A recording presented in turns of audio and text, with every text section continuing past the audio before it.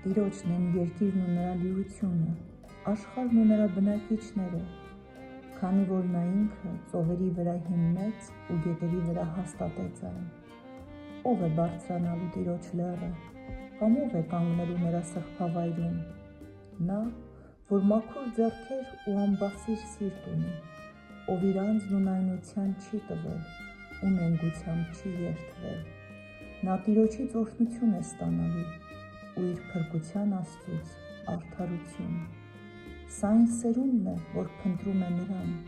որ փնտրում է քո երեսը, ով Հակոբի Աստված։ Ով դռներ, գլուխներդ վեր բարձրացրեք ու բարձրացեք, հավիտենական դռներ, և փառքերի Թագավորը ներս կմտնի։ Ով է այս փառքերի Թագավորը, զորեղ ու հզոր Տերը, պատերազմելու մեջ հզոր Տերը։ Ով դռներ, ձեր գլուխները վեր բարձրացրեք, բարձրացրեք, ով հավիտենական դարպասներ, և փառքերի Թագավորը ներս կմտնի։ Ով է այս փառքերի Թագավորը, զորքերի Տերը, ինքն է փառքերի Թագավորը։ Ամեն։